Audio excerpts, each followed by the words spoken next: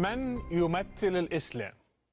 يتساءل الكثيرون كيف يمكن أن نأخذ تصرفات مجموعة من المتطرفين حتى لو كانوا بالآلاف ونعتبرهم ممثلين لمليار ونصف مسلم. هل يمكن أن نسقط تصرفات 50,000 شخص أو حتى 100,000 شخص على مليار ونصف؟ هل يمكن أن نلوم مليار ونصف على أفعال نسبة قليلة منهم؟ هل هذا عدل؟ من بين الذين يستخدمون هذه الحجة وهذا النوع من التكتيك في الحوار المسلمون، وأيضا رؤساء الدول والسياسيون وغيرهم من أساتذة ومدافعين الإسلام إلى آخره. فقد قال الرئيس الأمريكي أوباما مثلا: الإرهابيون لا يتحدثون باسم مليار مسلم. فهل هذه الحجة سليمة؟ وهل ما يقولونه هو الحقيقة؟ أولا، لا أحد يمثل المسلمين. لا توجد مؤسسة أو جماعة أو حتى طائفة معينة تمثل المسلمين أو تتحدث باسمهم. لا يستطيع الشيعة أن يتحدثوا باسم المسلمين، ولا السنة ولا الأحمدية ولا غيرهم. دائما ستوجد مجموعة تعارض أخرى وتطعن في تمثيلها للمسلمين، لأن تمثيل المسلمين أمر مختلف عليه. وإلا لماذا هناك صراع سني شيعي؟ ولماذا هناك سلفيون وصوفيون؟ من سيمثل المسلمين من بين هؤلاء؟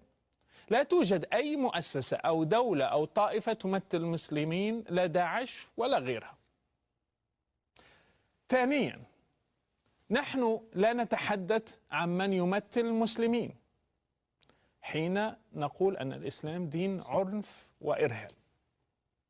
فرق بين الإسلام والمسلمين، فالإسلام تحدده النصوص، القرآن والسنة، ويحدده رموزه الذين عاشوا الدين على أرض الواقع مثل النبي محمد وصحابته المؤسسون الأوائل للإسلام.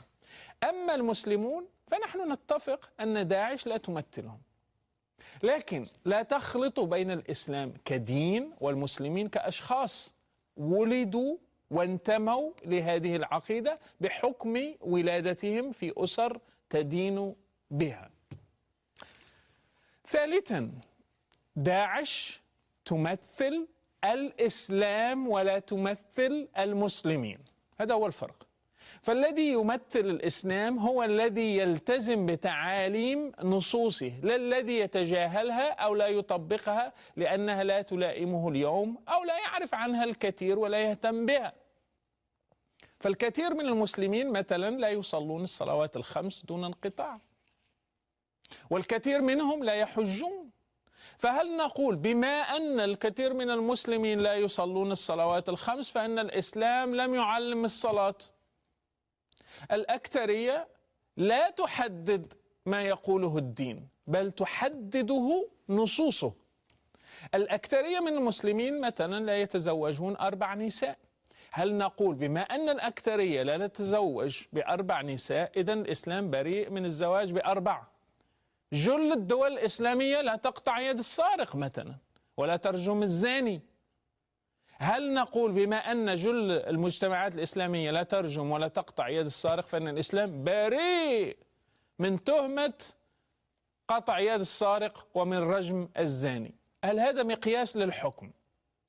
إن الحكم على الإسلام لا يتم بما تعمله الأقليات ولا بما تقوم به الأغلبية، بل يتم الحكم عليه بنصوصه كما فهمها المؤسسون الأوائل وكبار رموز الإسلام وفقهاؤه وعلماؤه.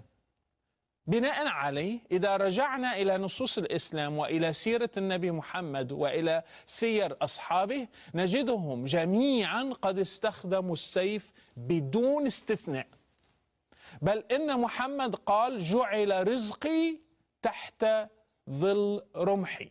والقرآن أمر بالحرب وأمر بقطع الأعناق.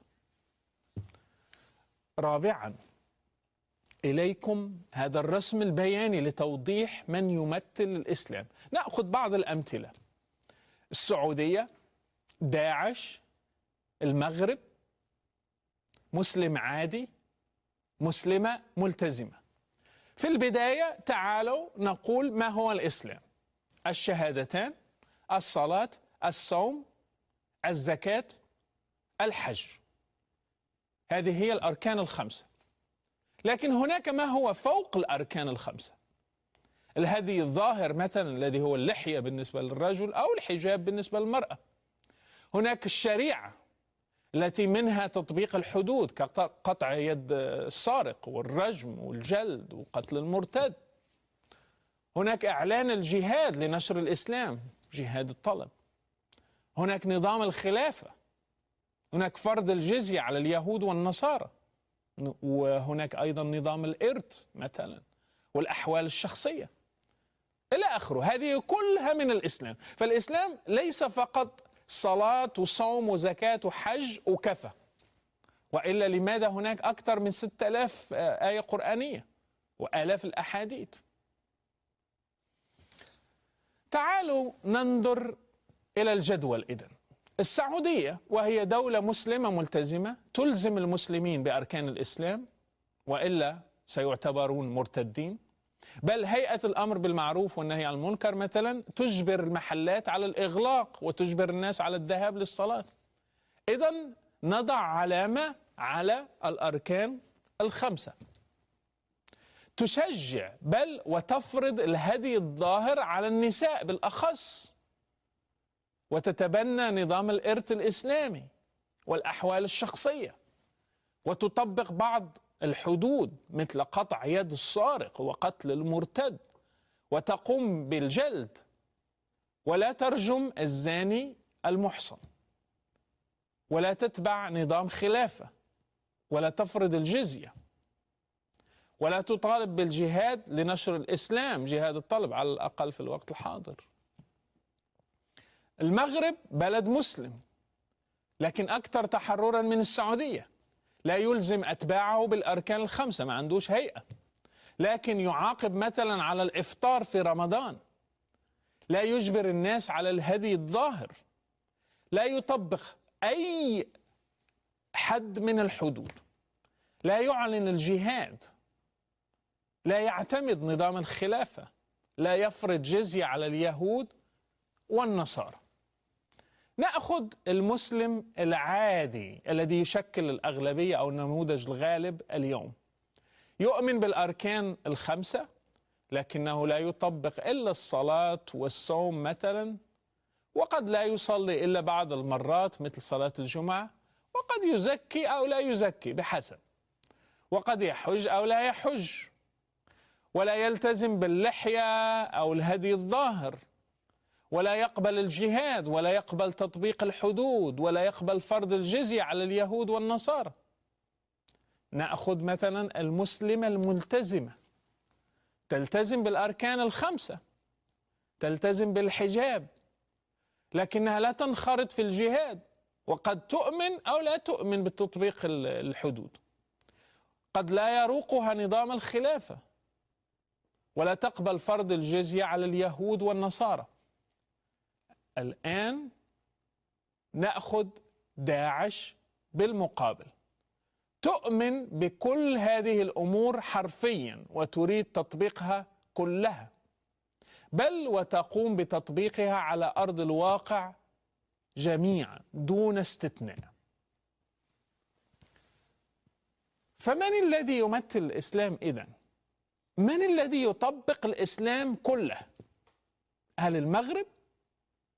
هل السعودية؟ هل المسلم العادي؟ هل المسلمة الملتزمة؟ أم داعش؟